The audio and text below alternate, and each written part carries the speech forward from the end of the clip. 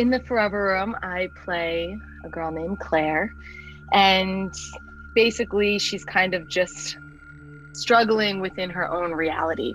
And I think that that was really enticing from the moment that I first auditioned for the character, because a lot of the time, especially women in my age group in this industry, it's pretty cookie cutter what we're given for roles. And so the Forever Room was a script that was just entirely something new that I had never seen before.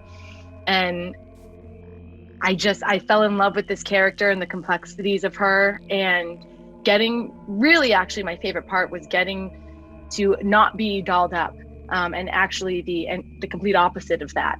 And Claire is such a raw character, and the entire film is so raw and so deep, in a really complex way. I tortured my rag dolls with less imagination than this. But it analyzes and it looks into relationships with people that we love. And I think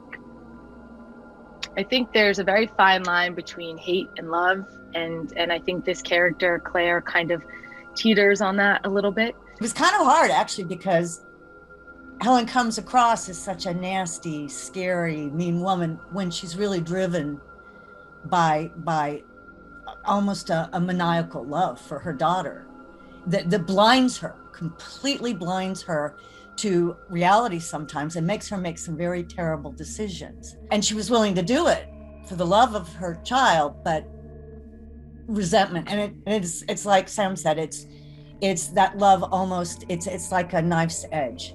One side is love, the other is hate. And it's a constant, walking a constant balance between the two. You know, almost any parent can understand those moments where you just, you get so frustrated with your child and you get so angry, but you're always going to forgive and you're always going to do anything you can to protect your child. It's instinctual. In the Forever Room, I play Rebecca, who is a visitor to Claire. Claire, as she's struggling with her reality, Rebecca pops in and out. How can you eat that stuff? And kind of antagonizes that struggle a little bit, or like pushes and pulls her to try to figure out what's going on. And it's creepy and fun.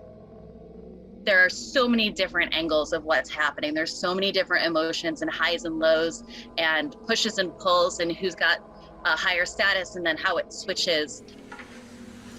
What's wrong, Claire? The power play is really interesting between Rebecca and Claire.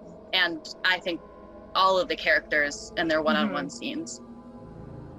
A mommy's love never